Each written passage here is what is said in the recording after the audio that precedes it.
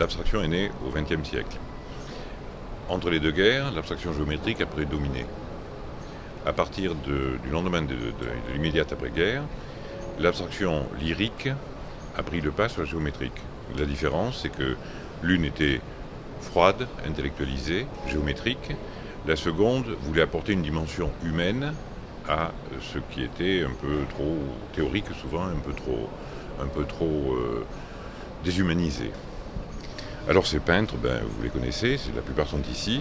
Oscar Gautier, par exemple, derrière moi, qui d'ailleurs figurait également dans l'envolée lyrique et dans la collection Alain Delon. Le pop art est un courant de peinture américaine incontournable. C'est surtout axé sur une période de consommation très active aux États-Unis avec, je dirais, la dénonciation de tous ces travers.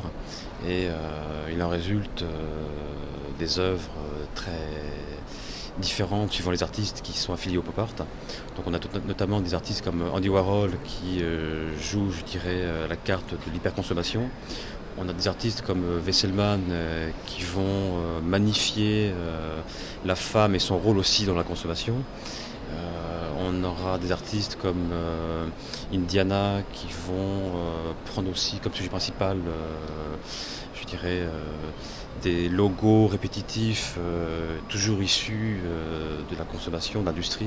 Nous sommes une galerie de Francfort en Allemagne qui travaille beaucoup avec les artistes du groupe Cobra.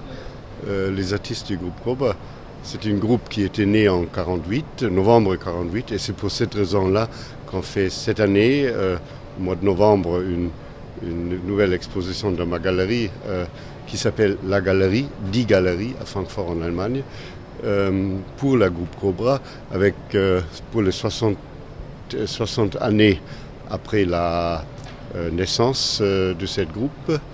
Et on va exposer des tableaux de Apple, par exemple, un de ces fondeurs de ce groupe qui était fondu en novembre 1948, ici à Paris d'ailleurs.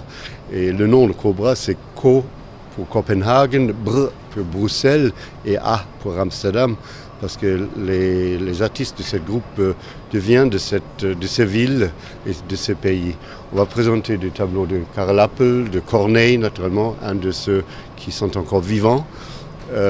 Et puis un grand ami de nous, de moi depuis 20 ans à peu près, de Alechinsky, Pierre Alechinsky. Heureusement aussi, lui est encore vivant. Nous présentons donc sur Art Paris donc une rétrospective sur Bernard Rancillac. Donc Bernard Rancillac, c'est la figuration narrative. Bernard Rancillac, donc c'est la figuration narrative, dont une grande exposition sera organisée au Grand Palais d'ici une dizaine de jours. Ici, sur ce stand, nous présentons donc des œuvres de 1961 à 2006. 2006 étant le Hampton vert, qui est donc placé dans la petite salle dans les œuvres que vous verrez. Et la première œuvre étant une œuvre un peu tirée vers l'art brut. Le cœur est un chasseur solitaire et un hommage à Rauschenberg. D'autre part, nous retrouvons aussi des pièces ici politiques de Rancillac, quelque chose qui est typique dans son travail, et des œuvres qui ont créé ce mouvement, comme des œuvres de 65 et de 62. Donc nous sommes très fiers d'avoir ces pièces-là, donc des pièces qui ont été rarement vues. D'ailleurs cette pièce-là aussi, elle a été juste faite pour le bicentenaire de la Révolution française, et elle a été vue pour la grande exposition qui avait été faite à l'occasion, et depuis elle n'avait pas été montrée. Nouveau Réaliste, c'est un groupe qui a été théorisé par Pierre Restany. La fondation exacte, c'est en 1960, au milieu de l'année 1960. Et c'est un groupe qui regroupe à la fois Raymond Ins, Villègle, Dufresne, Armand, César, Christo.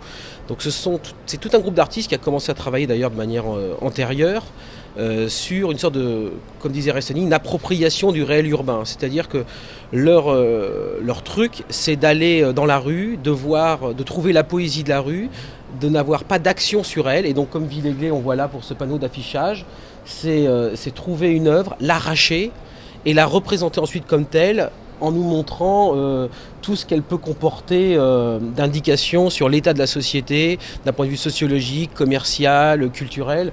Là, par exemple, sur cette affiche, vous avez à la fois un bonhomme de Savignac pour une publicité de Frigeco en 1957 et une affiche sur l'Algérie française avec de Pierre Sidos, un groupuscule d'extrême droite qui militait pour l'Algérie française. Donc voilà, c'est ces frottements qu'il peut y avoir entre deux choses complètement différentes, voire antinomiques, qui faisaient la richesse des nouveaux réalistes.